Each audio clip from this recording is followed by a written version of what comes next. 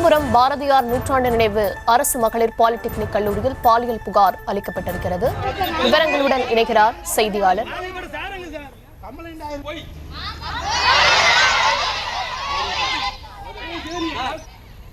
ராமமூர்த்தி இணைப்பில் இருக்கீங்க, விவரங்களை வழங்கலாம்.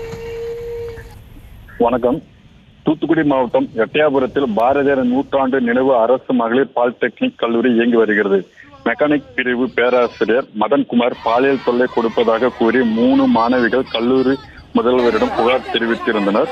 இதில் கவர்மெண்ட் டெக்னாலஜி பாடப்பிரிவில் 1ஆம் ஆண்டு பயிலும் இலங்கை தமிழ் மறுவாழ்வு முகாமைச் சேர்ந்த 17 வயது மாணவி கொடுத்த புகாரின் அடிப்படையில் விளாத்துக்குளம் அனைத்து மகளிர் காவல் நிலைய போலீசார் பேராசிரியர் மதன்குமார் மீது போக்சோ சட்டத்தின் கீழ் வழக்கு பதிவு செய்து விசாரணை நடத்தி வருகின்றனர்.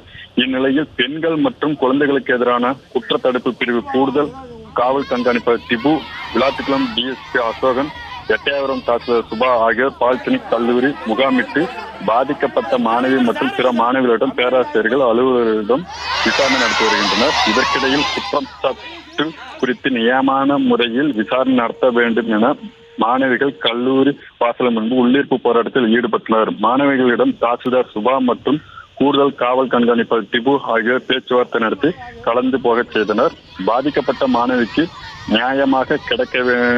நியாயம் கிடைக்க நடவடிக்கை எடுக்க வேண்டும், குற்றச்சாட்டுக்கு உள்ளன ஆசிரியரை கைது செய்ய வேண்டும் என வலியுறுத்தி மாதர் சங்க மாவட்ட செயலர் பூமியில் தலைமையில் கல்லூரி முன்பு ஆர்ப்பாட்டம் நடத்தினார். இச்சம்பவம் எதிரொலியாக எட்டயபுரம் பாலிடெக்னிக் கல்லூரியில் ஏராளமான போலீசார் பாதுகாப்பு பணியில் ஈடுபட்டுள்ளனர். விவரங்களுக்கு நன்றி.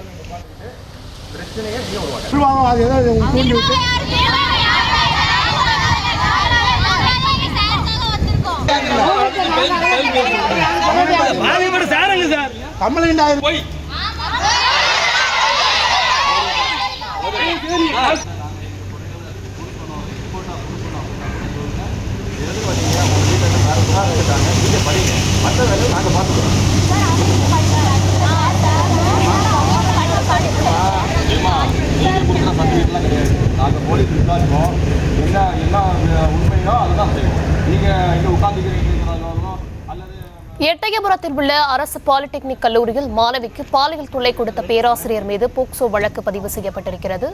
இது குறித்தான விவரங்களை வழங்கியமைக்கு நன்றி.